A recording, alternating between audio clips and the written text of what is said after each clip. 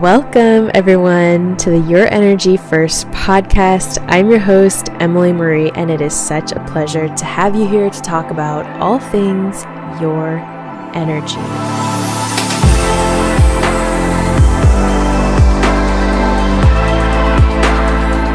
Hello, everyone. Welcome back to the podcast. It is such an honor to get to share this space with you and co-create with you, because that is what we are doing here.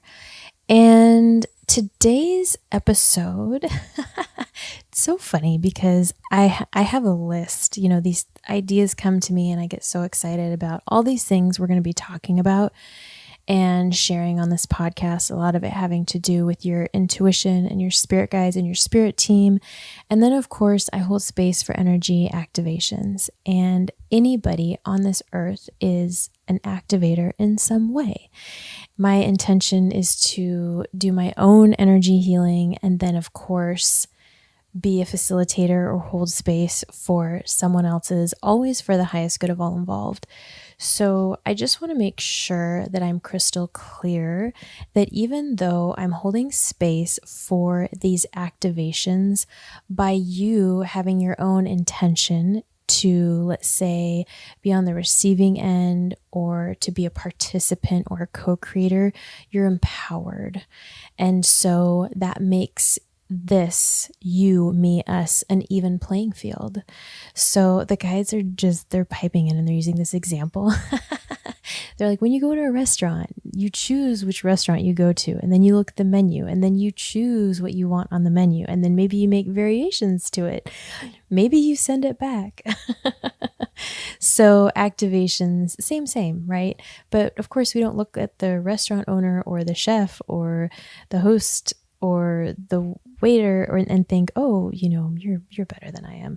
And I say all of this because in the spiritual community, in the broader spiritual community, I see a lot of, it's that guru culture, and it's not a style that has ever felt, it always just kind of feels icky, doesn't it? I mean, it feels icky.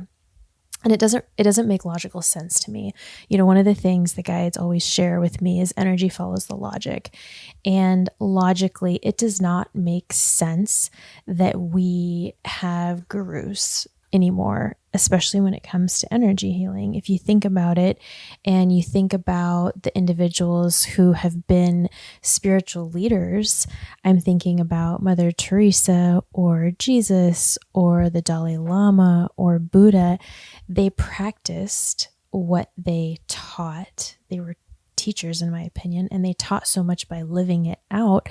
And to me, when I read about the actions of their teachings, it's very much an all-encompassing, all-loving, everybody can do this. Yet different books and teachings tend to spiral it into something that's not that way, right? So it's important that we look at these activations as, you know, you can say, does this activation feel good for me right now? Does it feel true for me right now? Should I table it? And now the guides are kind of coming in and they're like, they're like, does it feel good? Does it not? Do it if it doesn't. They're like, they don't want us to be too serious about it either, which I kind of like that. When it comes to gurus, one of the things that I think about as I make this my career is how there's a way to present yourself when you're teaching something like this topic. And spirituality can be a little bit of a dumpster fire because we've been taught so much about like the haves and the have-nots. And you take a look at a lot of religions, you're not going to hear me dump on religion because I think religion actually has a place for people. Are there negative aspects to religion? Absolutely. I think there's actually positive aspects as well. And it's not for me, even though I went to Catholic school, kindergarten through college. I actually know some people who are still practicing religion and it really works for them. And it's just not anything that I'm ever gonna dog. Am I still recuperating from my Catholic guilt and a lot of the strict rules I was brought in? Absolutely. Do I want to raise a family with those same rules? I don't. But if we take a look at that culture where you have pastors and priests and whatnot that sort of lead, it's a little bit hierarchical, right? It used to be way back in the day that, those people were the direct connection to God, right? Where we all know that each of us is divinely connected to Source.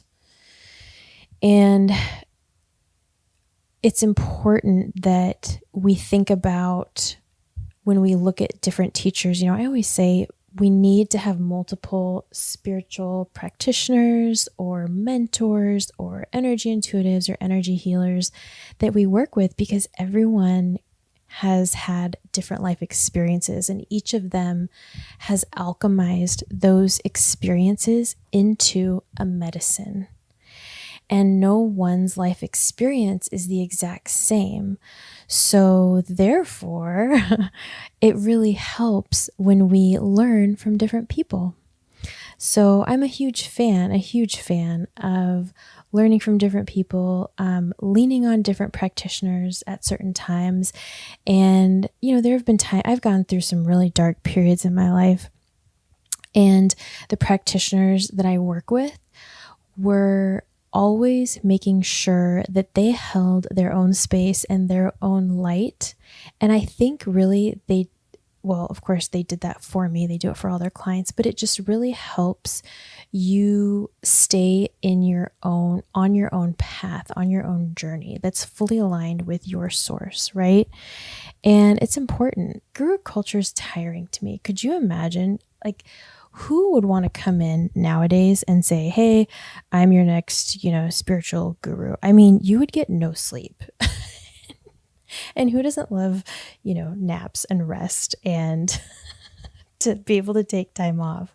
I mean, it just sounds like too much of an exhausting responsibility. And it's definitely not the direction the earth plane is headed right now. It's very, very, very much headed into this individualized, empowered state of being. And then we build that, we facilitate that amongst our loved ones, amongst friends, our family, our community. We can even foster these relationships with coworkers. And it's so important that we do that, because then you can actually live and breathe and be yourself while connecting with people in a way that's beyond just the physical and that's beyond just the mind. I'm going to give you an example.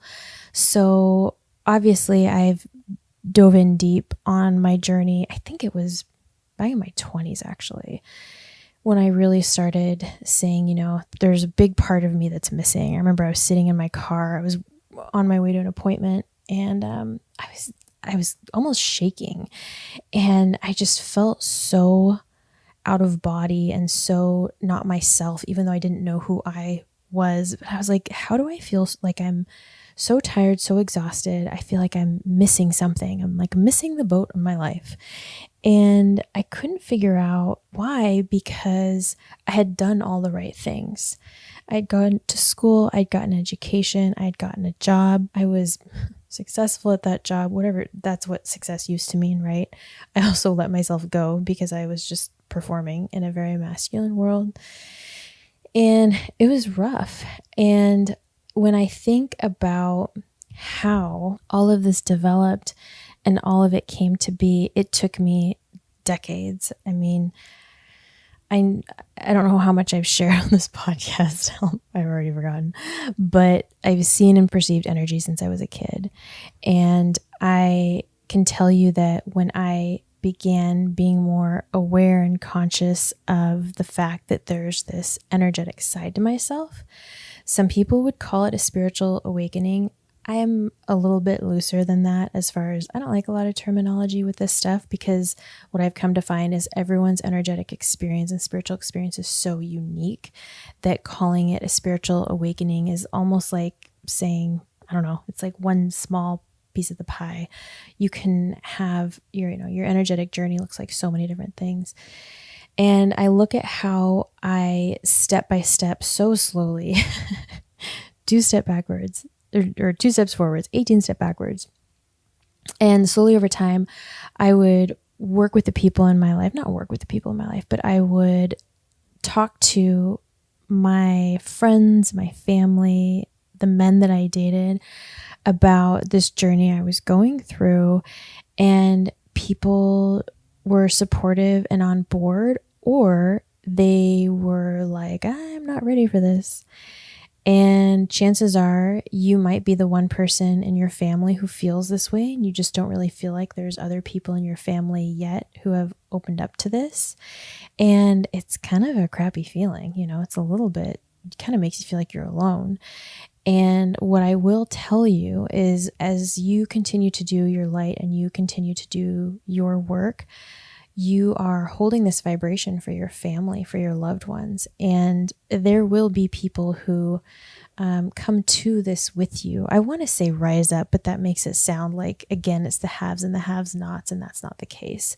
It's more just, you will find that people will shift and evolve. You'll be surprised, and it's definitely going to be frustrating at times. You're going to be like, why is this person moving so slow? I'm doing so much internal work. Would you catch up with me already? But over time, you will build a camaraderie with loved ones, with friends, with coworkers, with family who are also, let's say, connecting to their light in their own way, doing this work. And you will be able to have conversations with them. Like with my friends now and with my family members, I can say, okay, what is your gut saying about this? Like, what's your intuition saying about this? Because of course, when someone comes to us for help to solve a problem, the first thing we do is we go to our mind. Well, have I experienced that before? I have. And this is how I avoided, a terrible situation. And we give people the best advice, but instead, my friends and family now pretty much just sort of like, okay, we just know we're going to operate from our gut when Emily asks me a question. And I also ask them to, oftentimes the reason I'm asking them is because I just want validation from my own intuition. And that is the healthy community and world we're all subconsciously and consciously striving for. And that's why I think guru culture actually had a place at a time. And that's a story for another time. I don't think it's a very interesting one, but now it only makes sense that you and I learn from different people, experience different meditation practitioners and, different spiritual teachings, different energetic teachings, and that you yourself integrate these things. And when I say alchemize, that's when you learn something, you learn an energetic tool, and then you try it on for size. You try it on yourself. That's you literally making magic in this world. And alchemizing is also when we transform, when we heal an aspect of ourselves and bring it into a new. That's alchemizing too. It's a really beautiful thing. And that's how we're meant to live, in this world and in this society where there are people we can rely on, we can go to and say, hey, I know you've got your light in check to a degree. As best we all can, right? Will you hold space for me while I share this? Will you tell me what your gut says? And what's really beautiful about this is, number one, you don't have to pay to go to an expensive guru, number one, because they're busy anyway. And number two, you're not expected. God, the universe divine, does not expect you to always be in this perfect place. Someone said to me the other day, like, I forget how they put it, but I was like, I'm not this calm all the time. And he looked at me, he's like, really?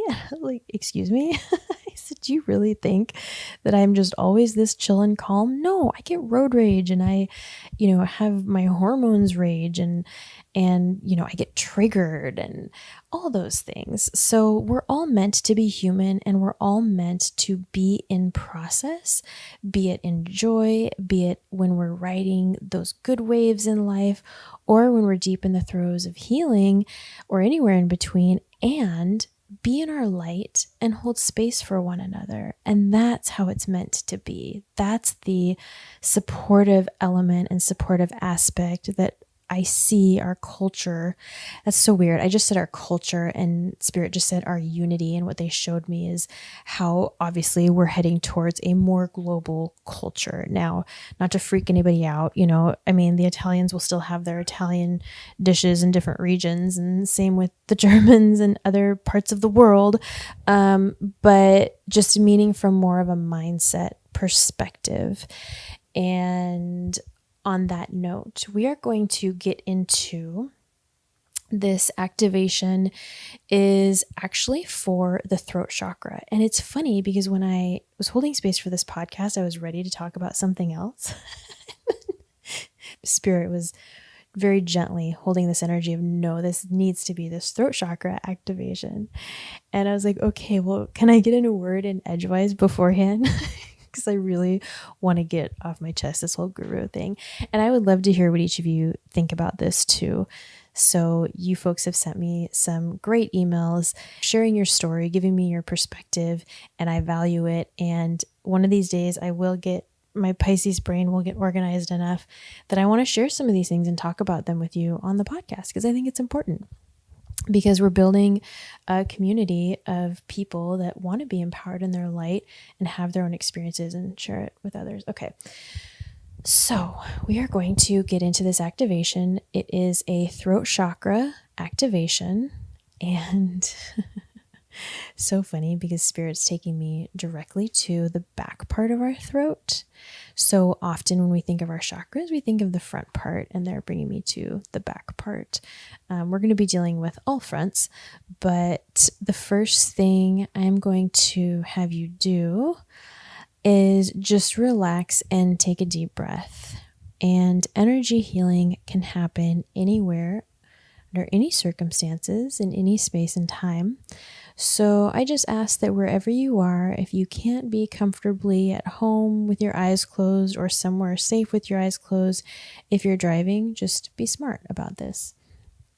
So, okay, this is the throat chakra healing activation. And the first thing you're going to do is take a breath in, and as you do, just notice where your breath goes.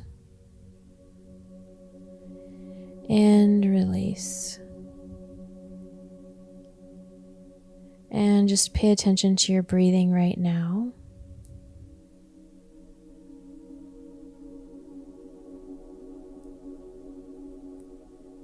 And on your next inhalation, let it fill up your lungs and gently release when it feels right.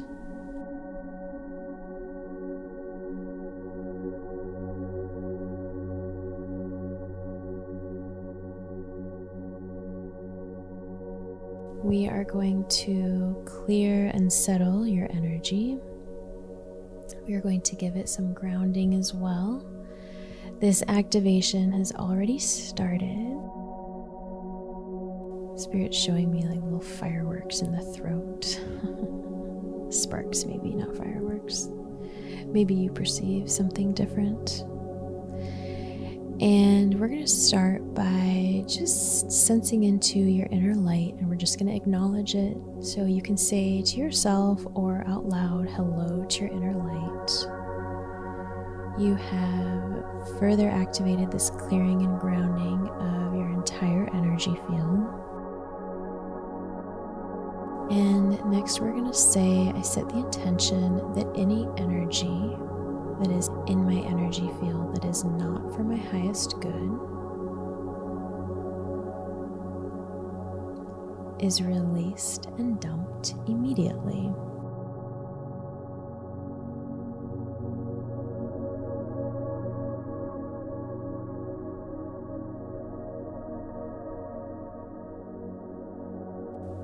How's that for alchemizing?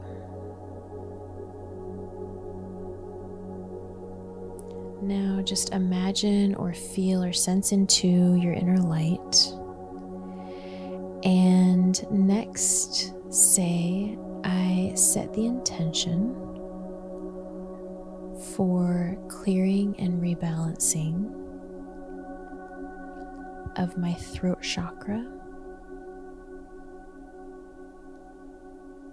and more for my highest good.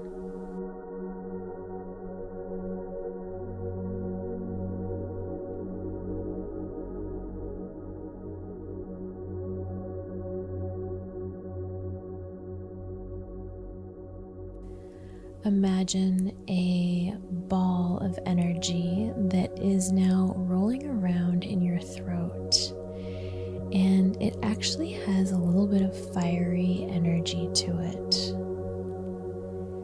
And as it's moving around, maybe you notice that it's growing.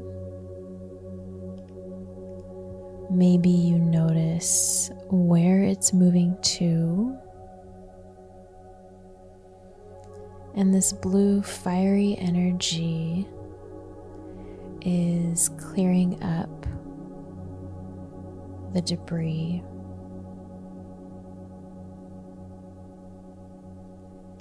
It's clearing up old, misaligned reactions, verbal and nonverbal reactions that you have on a regular basis.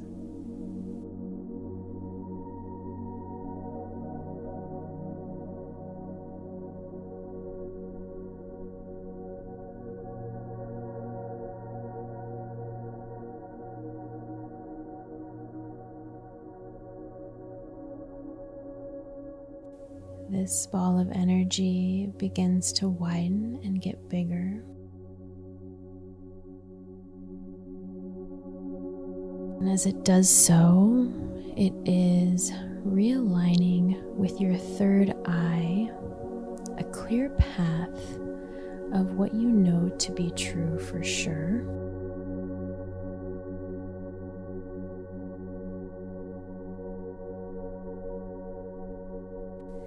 And how you share and express yourself with words, with laughter,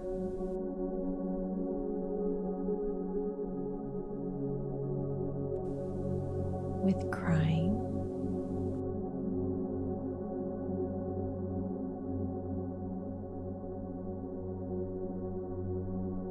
with screaming.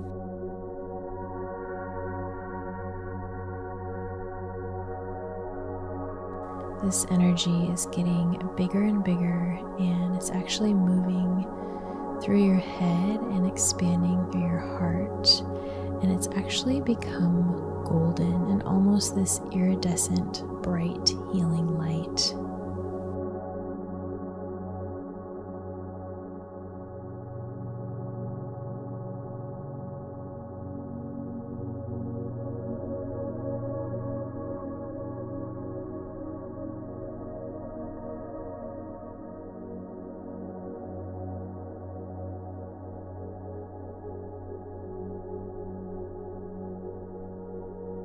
This new energy is helping you feel safe in expressing needs that have been buried deep within you and that you've never experienced before.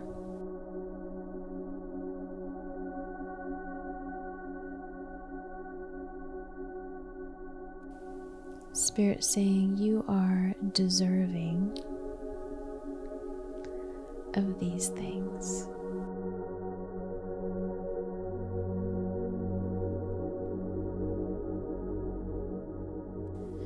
Your voice, your words, your jokes and your wit,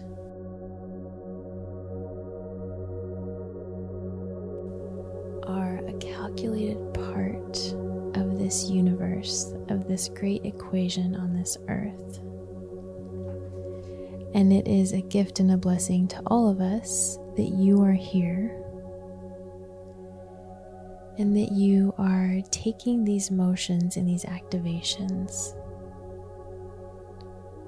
to further bring this aspect of you into this world.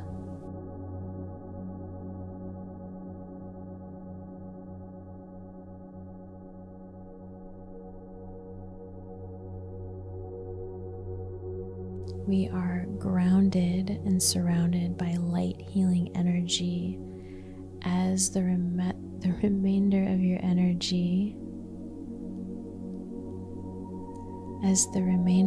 energy opens up and expands.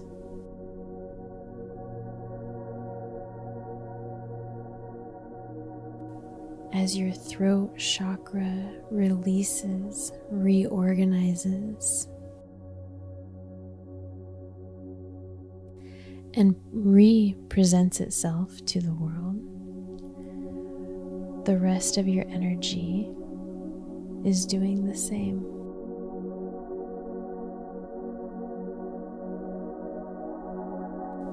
Maybe you can feel how far your energy goes.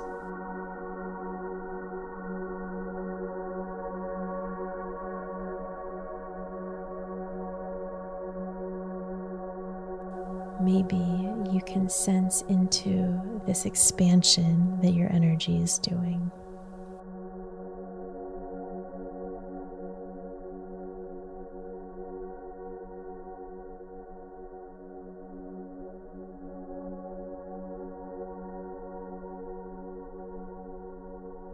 There are specialists of the light helping your energy to recalibrate,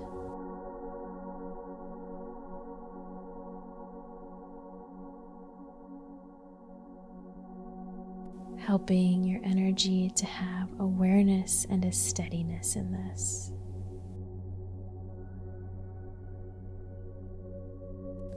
Take a gentle breath in, let your belly out. Maybe your shoulders relax a bit more.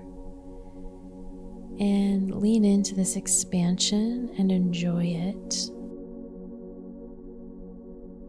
Know that you are safe because you are in your light and you are connected to your light.